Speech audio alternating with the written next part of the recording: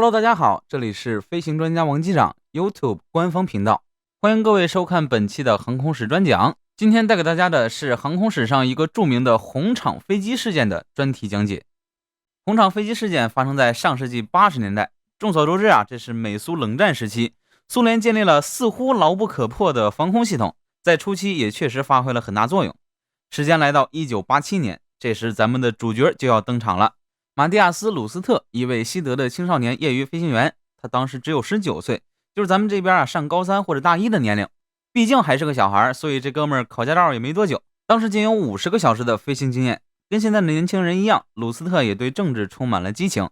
他曾在看电视的时候看到美苏两国元首在雷克雅未克举行的并不成功的峰会，这哥们儿就觉得，为啥要冷战呢？世界和平不好吗？我必须得做点什么来改变这个现状。鲁斯特曾说，我在想，我可以用飞机在西方和东方之间建立一座想象中的桥梁，以表明欧洲的很多人都希望改善我们世界的关系。当年确实有人抱有这种理想主义的想法，但都是说说而已。结果谁也没想到鲁斯特直接开干了。1987年5月13日，鲁斯特告诉父母，他将要驾驶租来的塞斯纳172飞机环游北欧，以此增加飞行小时数。毕竟想降红场这事儿，谁敢跟爹妈真说呀？鲁斯特对这架租来的飞机进行了改装，他拆除了一些座椅，并安装了辅助油箱。在接下来的2周里，他驾驶飞机穿越了北欧，于1987年5月25日抵达芬兰首都赫尔辛基。鲁斯特在赫尔辛基停留了数日，为什么呢？他确实犹豫了，也害怕了。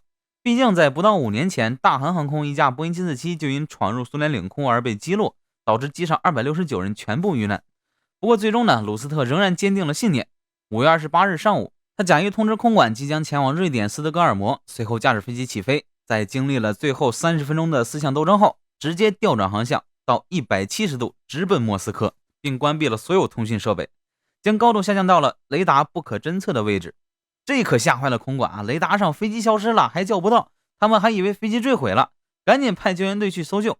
结果一去看，发现海面上有油污，没找到残骸大家都以为这架飞机应该是已经坠毁了。空管也通知了鲁斯特的父母，他们十分的悲痛。可大家没想到的是海面上的油污极有可能是鲁斯特故意倾倒的。此时他已经飞入了苏联领空。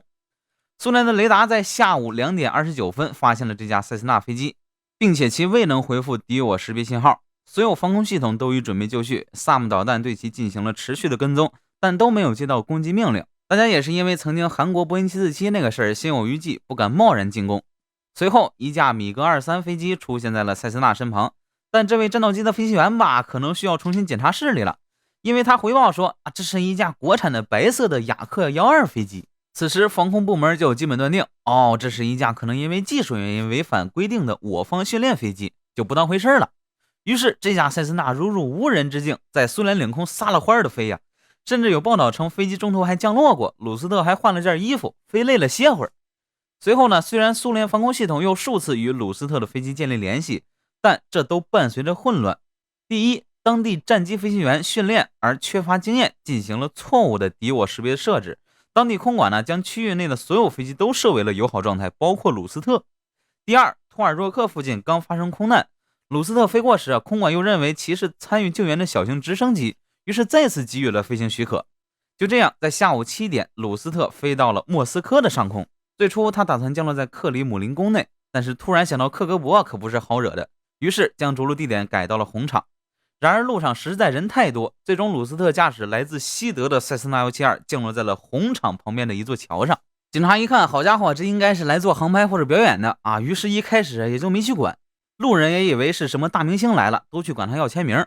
直到2小时后，苏联方面才后知后觉将其逮捕。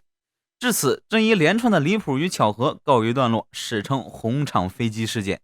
事后鲁斯特被判处4年劳改，但不到1年就被释放返回德国。这不是重点重点是牢不可破的苏联防空系统因此变成了笑话。此事也导致苏联政坛剧烈震动，多名高官因此解职，甚至影响到了苏联的国运。这可能就是所谓的蝴蝶效应。好的，那这就是我们本期视频的全部内容了。如果你喜欢的话，可以点赞订阅并开启推送，这样就不会错过我的其他影片了。这里是飞行专家王机长，那我们下期再见。